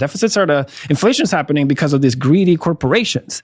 It's because of Russia. And they're raising your price. And we're going to probe turkey producers. Probe turkey producers, you just printed 30% of the money supply. Everything got more expensive, but there's a lot of gaslighting in education. I don't know. That's been one of my biggest frustrations, even to my friends that have been ravaged by hyperinflation. I put Bitcoin right in front of them. I put it in a spoon on their mouth, and they won't open their mouth. Because it was like I said to you last night. I came to this kind of realization that there's two financial systems. There's the fiat system and the Bitcoin system, right? And they're inverted from each other. That idea, I think I said to you, when Einstein discovered black holes, he did it through mathematics. And the mathematics of a black hole mean there should be something called a white hole at the end of it. And this is kind of like what fiat and Bitcoin is to me. There is the the fiat system, which is a black hole, which basically sucks. There's like an event horizon that just sucks the life and the soul and the money. Everything is a black hole. But the other side is this Bitcoin system, which is the white hole. And I basically think that this is what Michael Saylor's doing. He is the white hole at the other side, just sucking in all this fiat bullshit, and he's printing this white hole happiness the other side for himself and his investors, which, by the way, we can talk about because fuck knows how all this plays out. Like this, there's the idealistic view of what happens with Bitcoin is like everybody eventually moves to a Bitcoin standard, and we have a much better financial system based on people using Bitcoin, a fairer system, a more equitable system achieved through very simple rules of consensus and very simple monetary policy. But on that journey, I think things are going to get super weird because people have found the cheat code. Well, some. And that's why I'm not so idealistic on this. And there's all these videos of hyper-Bitcoinization and the world hunger is going to end and there will be no more crime and we're all getting girlfriends. I'm like, I don't subscribe to that view because what I think is most likely to happen is you're going to create a new tech class of Bitcoiners. Yeah. In the same way that San Francisco created the FANG cohort and they went on to basically build the world. I think you're going to have a similar cohort of Bitcoiners. And I don't think that the reaction's going to be, hey, Bitcoin went up to $1 million. You guys were right. Slow clap to you. Keep the wealth. Thank you, Mr. Overlord. Please teach us the way. They're going to hate it. They're going to be anti-Bitcoin parties. We're going to be looked at as this new minority, right? Parasitic. That did that at the expense of their fiat. And it's not going to be like, you were right, we just spent too much, guys. Like, we're going to all spend less and thank you for your service, enjoy the money. It's not going to work that way, I don't think, because now, the way we try to prevent that from happening is we try to get as many people to be part of that class as possible, such that we have a political majority somewhere. Yeah. But I don't, just looking at what's happening and the escape velocity that this thing has now, you're creating a whole new cohort. MicroStrategy alone has minted dozens, hundreds of millionaires this year. Like, an insane amount. Bitcoin just did that too over the last little bit. It's minted a bunch of net new millionaires. I see it on my platform. The amount of people taking loans right now to buy houses and start businesses, I have never seen it. It's a record month. It's insane. Congratulations. And, thank you. But these are all very wealthy people, very educated people taking out $1 million plus loans to either start world-class businesses with amazing ideas. Some of them have shared them with me. They're incredible ideas. And some of them are buying property. They've been saving up to buy the dream home. They're having their second kid. They're buying the house. They are going to become an increasingly more influential cohort. Look at what happened with David Bailey in the elections. He demonstrated that Bitcoin now is a lobby that can bring you money and votes. You think that's going to... Do you think the Democrats are not right now rethinking their strategy? Do you not think that a lot of the softness in their tone around anti-crypto army, that's gone? I never heard that term again since Trump won. That stuff it's creating it's having an effect. Yeah, I wonder how it's going to play out. And that's why like the 100K is symbolic, but ultimately I kind of, it's hard to get excited about because I just want to know how this all plays out. Speaking of symbolic, I brought you this to celebrate 100K. So this is Venezuelan rum. This is my favorite rum, Santa Teresa's, one of the few that you can still find internationally. What time is it? I can have a sip. No, we're not that now. Come on, I want to have a little sip. Let's do this. Venezuelan rum. It's a beautiful bottle. I think you'll like it. It smells. Oh, that is beautiful. That is absolutely beautiful. We'll have a little sip. Just so we can try. I was thinking we could have some at the game, but we can have a sip now. You know there's a small risk that the game doesn't happen. Small. Oh, no way. Weather. There's always a weather risk. Wow. Every time someone flies over a game, I'm always like, please don't rain. You guys weren't joking that it's always raining here. Dude, there was one game recently where 20 people came over together for a game, and the day before, the entire entrance to the ground was flooded.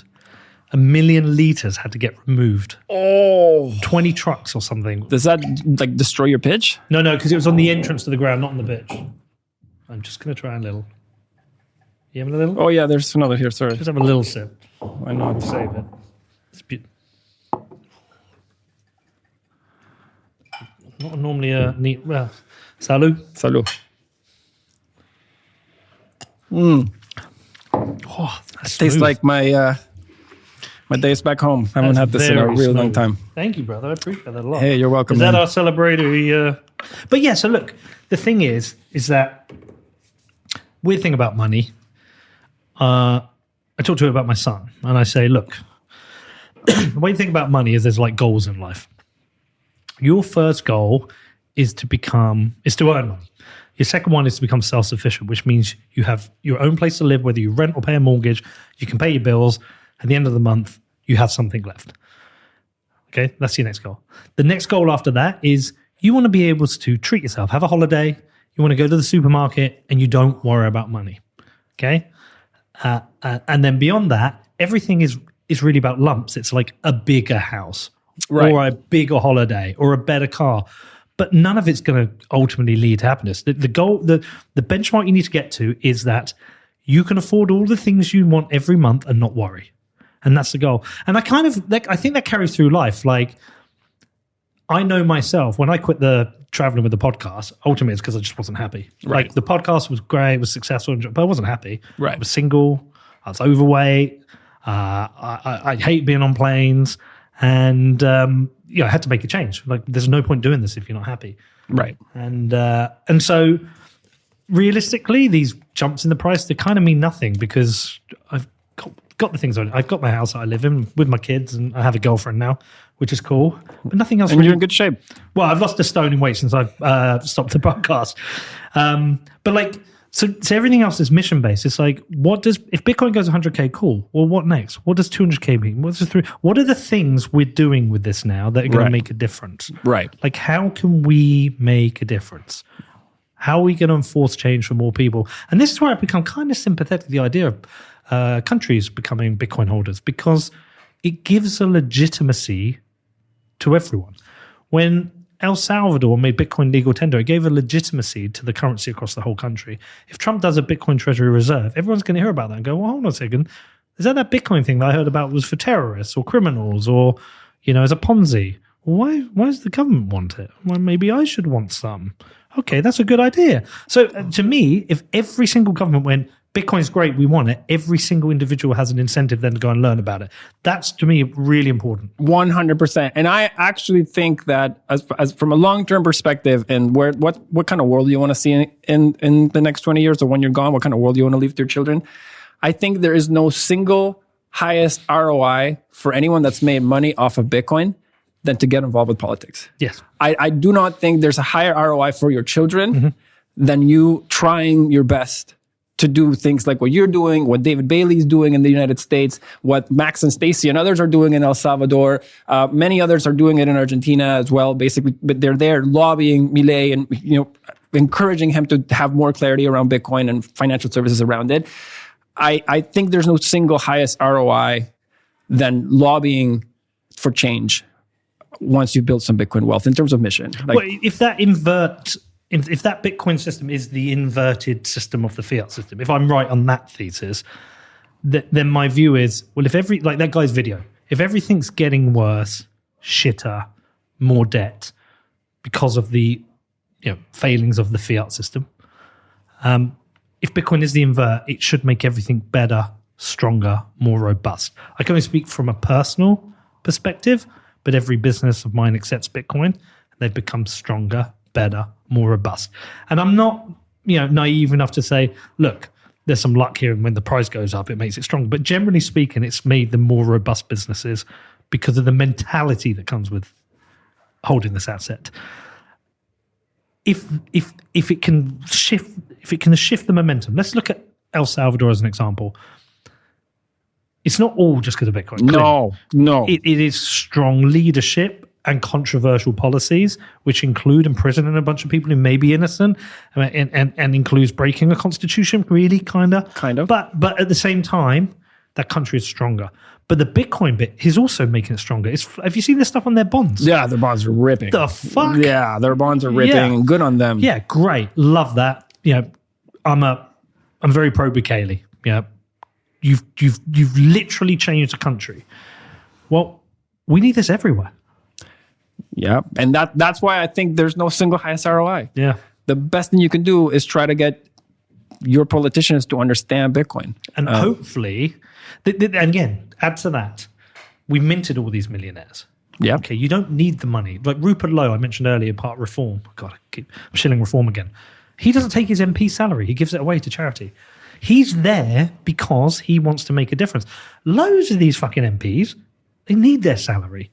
They need their benefits from being a politician. And therefore, their incentive is to stay in power. It's not to rock the boat too much because, they've got a career in politics. These people choosing to come in because they've got wealth are choosing to come in and make a difference. They don't need the fucking money. If I became an MP, I don't need the salary.